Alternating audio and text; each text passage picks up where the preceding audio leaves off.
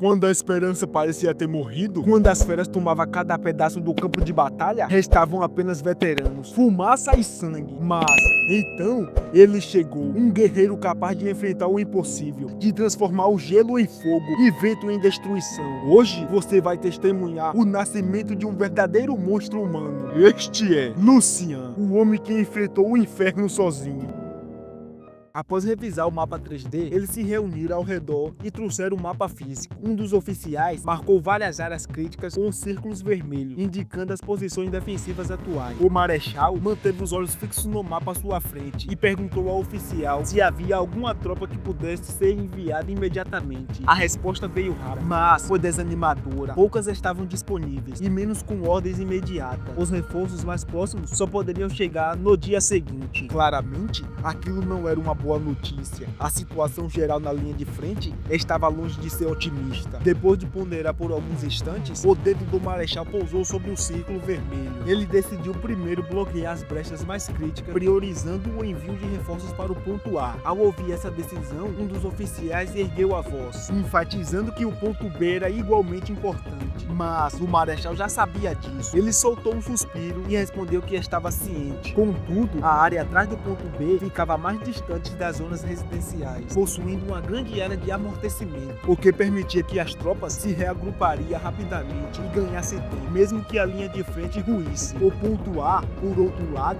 era diferente. Se ele caísse, a cidade próxima de Xuangyu poderia ser invadida pelas feras em menos de 2 semanas. A prioridade máxima era garantir a segurança dos civis. A sala de conferências mergulhou em um pesado silêncio. Muitos estavam relutantes, mas acabaram concordando. Talvez aquela fosse a única opção viável. Até mesmo o oficial que havia levado objeções não tinha nada mais a dizer. Sem mais opções, o marechal ordenou a execução do plano. Mas antes que saber qual divisão estava posicionada no ponto A, um oficial respondeu rapidamente. Era a divisão 1058, comandada pelo general Seiji. O marechal assentiu, instruindo os oficiais a informarem Seiji e ele deveria segurar a linha de frente a qualquer custo, até o último soldado. Quanto às demais posições, ele ordenou que se mantivessem em alerta máximo e, se necessário, abandonasse seus postos para reforçar o ponto A. Com um aceno, ele encerrou a reunião. Os oficiais prestaram continência e retornaram imediatamente às suas funções. Enquanto isso, no acampamento na divisão 1182, o general Yu andava de um lado para o outro dentro da sua tenda, resmungando frustrado. Mais 2 dias? Mas que droga é essa? Quanto tempo mais teremos que esperar? Ficava claro que ele acabara de receber a notícia do quartel-general. Os reforços haviam sido adiados novamente. Ao lado dele, Lu polia sua longa lança. Ao ver a expressão do general, entendeu rapidamente o que estava acontecendo. Parece que a tensão nos outros frontes está realmente apertada, pensou Lu. Mas é surpreendente que nem mesmo os reforços para recém-surgidas fendas abissais possam ser enviadas. Talvez a situação esteja mais crítica do que ele imaginava. O general Yu se virou e explicou que, embora tivesse recebido alguns reforços, a maioria era composta por artistas marciais de baixo nível e soldados comuns. O que eles realmente precisavam eram de combatentes de elites, guerreiros como o general Stark, por exemplo. Muitas das feras que estamos enfrentando agora são de nível 7,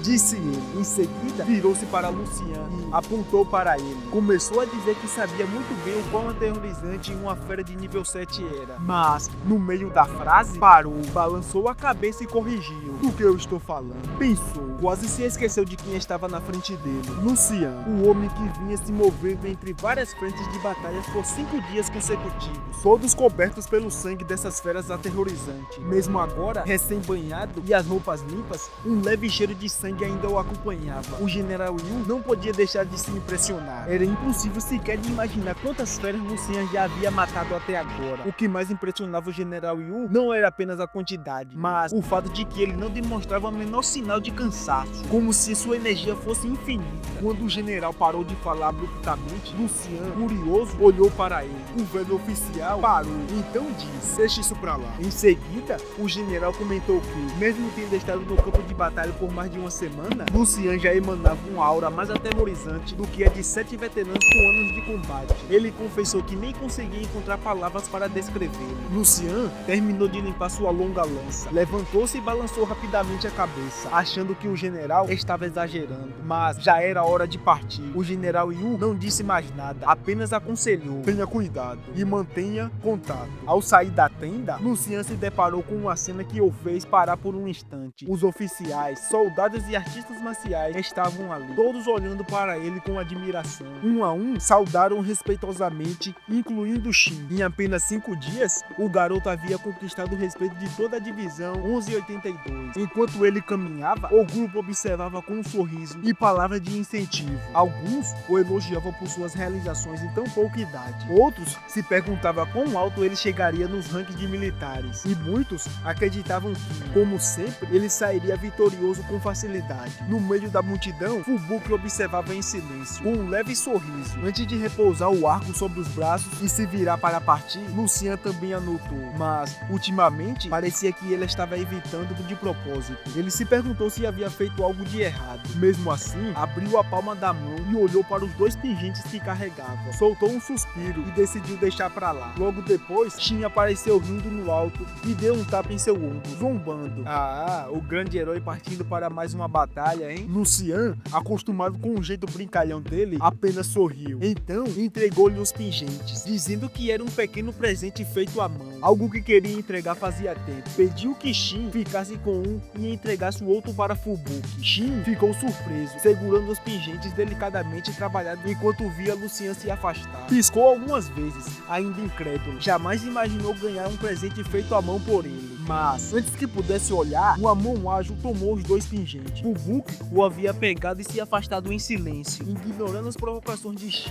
e gritou brincando: "Ei, tá maluca?" Ela não respondeu, apenas segurou o pingente e, ao fazê-lo, um calor suave tomou conta de seu coração, fazendo seu rosto se iluminar com um leve sorriso. Enquanto isso, Lucian já havia chegado à linha de frente, correndo pelas ruas devastadas. Ele explodiu sua energia psíquica para ampliar sua percepção, e logo avistou um soldado em combate, coberto de sangue. O homem gritava enlouquecido: "Morra, morra, desgraçado!" Entre lágrimas e risadas, ele atirava desesperadamente contra as feras que avançavam, mas sua arma já estava sem munição. Num ato de desespero, jogou a arma no chão e abriu o colete de proteção, revelando várias granadas presas no peito. Seus olhos estavam cheios de loucura. Mesmo que morresse ali, ele queria levar as feras consigo. Mas, no instante em que seus dedos tocaram os pinos das granadas, uma energia poderosa paralisou. Seu olho se arregalou em choque, lutando inutilmente contra aquela força invisível. Ou então, ele ouviu o passo se aproximar. Um jovem passou ao seu lado, batendo levemente em seu ombro e disse com uma voz firme: "Não desista da vida tão facilmente assim." Atônito, o soldado olhou para aquele rapaz sem armadura, envolto por uma aura púrpura. No segundo seguinte, as feras congelaram no lugar e, por um breve momento, ele jurou ver medo nos olhos dela. Um estrondo ecoou pelo campo de batalha e as cabeças das 3 feras explodiram de uma vez só. O soldado engoliu em seco, sem acreditar no que via. Aquelas eram feras de nível 6. Normalmente, 3 mestres marciais de alto nível teriam dificuldades para derrotar. Até mesmo um general precisaria de vários golpes para terminar o trabalho, mas aquele jovem a matou com apenas um olhar. Com calma, Lucian perguntou sobre a unidade do soldado. O homem prontamente bateu continência e se identificou: "Eu sou o Coronel Linhu, da 80ª-35ª Divisão, senhor." Apesar da aparência jovem de Lucian, o coronel não tinha dúvidas. Aquele rapaz estava destinado a se tornar um general estelar no futuro.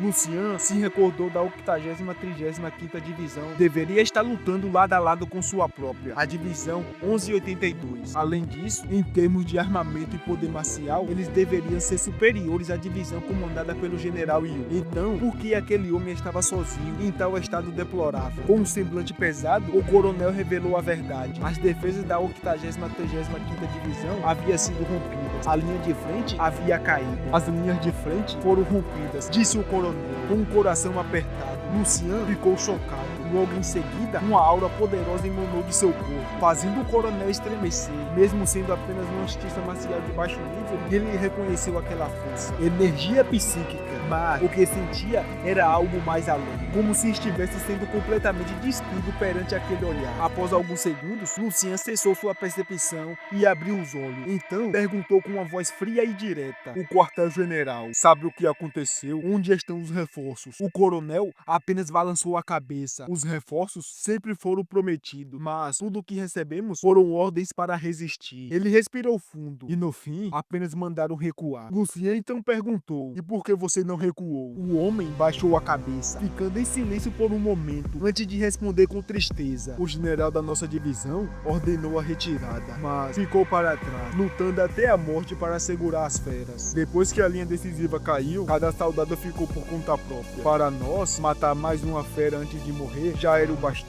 Não importa onde caímos, em nossos corações, estamos apenas acompanhando o nosso general na próxima vida. Lucien silenciou. Ele sabia que as consequências da quebrada da linha defensiva seriam devastadoras, afetando as duas linhas adjacentes e abrindo caminho para a enxurrada de feras. Se isso acontecesse, mais cidades seriam reduzidas a cinzas, cobertas por cadáveres, assim como aquele campo onde estava agora. Com uma expressão firme, Lucien tomou uma decisão. Enfiou as mãos nos bolsos e começou a caminhar. O coronel o observou se afastando e, de repente, percebeu o que ele estava prestes a fazer. "Espere!" gritou o coronel, apavorado. "Essa área é uma zona de guerra. O território está tomado por hordas intermináveis de feras." No instante seguinte, Lucien desapareceu. Sua velocidade era tamanha que o general não conseguia acompanhá-lo, mas, ainda assim, ouviu sua voz ecoar à distância. "Vou ver se consigo mudar a situação." O coronel piscou atônito. Mudar a situação? Sozinho? Entre os arranha-céus destruídos, Lucien se movia como um raio, espalhando sua energia psíquica por toda a área. O som ao redor se tornava cada vez mais caótico.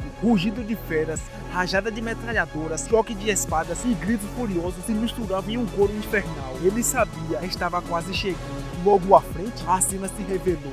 Incontáveis feras avançavam como uma onda colossal, destruindo tudo em seu caminho. Uma delas saltava, descarregando eletricidades, iluminando o campo de batalha em flashes azulados. Uma barricada foi feita de tanques, veículos blindados e destroços tentavam conter a horda. Entre os destroços, alguns poucos sobreviventes ainda lutavam. Sem hesitar, Lucien acelerou em direção a eles. Atrás de um tanque destruído, um homem gritava: "Quanto mais a gente matar, mais eles aparecem."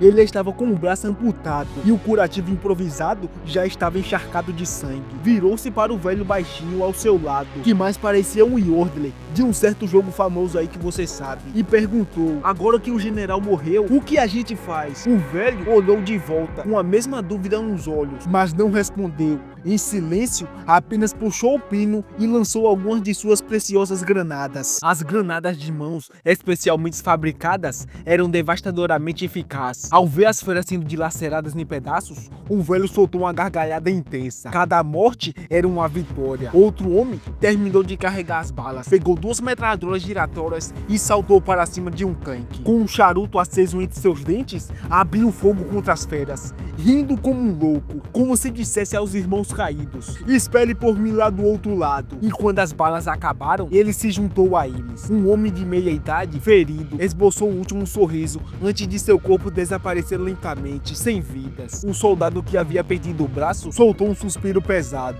"O velho Taú provavelmente não vai aguentar." Depois disso, o silêncio tomou conta. Os rostos de todos carregavam o peso da tristeza. Até uma explosão sacudiu o solo. O homem das metralhadoras foi lançado para trás, perdendo um dos braços no impacto. Com um rugido furioso, o velho agarrou todas as granadas restantes e começou a atirá-las contra a horda de feras. Explosão após explosão, o campo de batalha se iluminava em chamas. Quando ele finalmente alcançou a bolsa, ela estava vazia. Ele apenas sorriu, segurando um detonador na mão. O último conjunto de explosivos havia sido colocado ao redor, enquanto várias feras imensas subiam sobre os tanques. Ele exibiu um sorriso frio, pronto para enfrentar seu fim de frente. Mas, naquele instante, um turbilhão atravessou o campo. Um vento cortava as feras como se cortasse ervas daninhas, formando um tornado colossal. Quando a poeira baixou, eles abriram os olhos e diante deles estava um jovem, firme, sereno, dizendo: "Recuem, corra direto para a cidade." As lágrimas começaram a escorrer pelo rosto dos sobreviventes. "Reforços!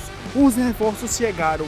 gritou um deles, segurando o velho Taú nos braços enquanto o grupo começava a recuar. Enquanto isso, Lucien já havia avançado. Em questão de segundos, ele espalhou o caos entre as feras. A cada passo, um massacre. Empunhando sua longa lança, ele varria tudo à sua frente. De longe, os soldados observavam atônitos. "Por quê? Por que ele está sozinho?" perguntou um deles. Mas, logo, outro respondeu: "Talvez eles sozinhos já seja o bastante. O chão tremeu, ondas e mais ondas de feras avançavam, como se o próprio inferno tivesse sido aberto. Mesmo assim, Lucian permaneceu firme, como uma rocha no litoral, enfrentando o mar em fúria. Talvez aquele fosse o motivo pela qual a defesa da 80ª-35ª Divisão havia ruído. Simplesmente havia feras demais. Mesmo ele sentia uma leve pressão. Expirando fundo, Lucian se agachou sobre um monte de corpos de feras, encarando a nova onda que se aproximava. Ao seu redor, gelo e neve começavam a se formar. Atrás dele, a silhueta etérea de uma grande mestra emergia lentamente. Erguendo a lança, Lucian canalizou o poder do golpe da Fênix Glacial Flamejante. Um golpe foi desferido.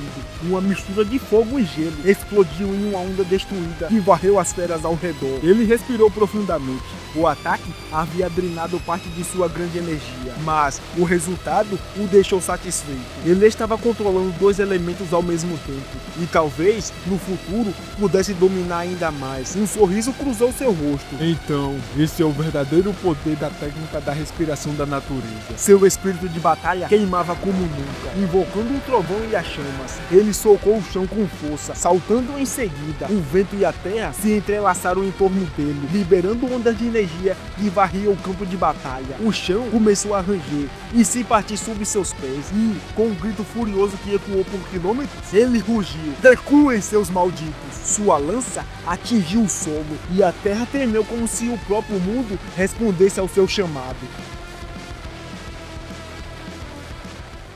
Enquanto o campo se cobria de corpos e cinzas, apenas uma figura permaneceu de pé. Lucian, o guerreiro que desafiou a própria natureza. Fogo, gelo, trovão e terra, todos se curvaram diante de seu poder. Ele não luta por glória, lutava pelos que tombaram antes dele. Enquanto sua lança atingiu o chão, o mundo inteiro tremeu. Recuem, seus malditos! E assim nasce a lenda.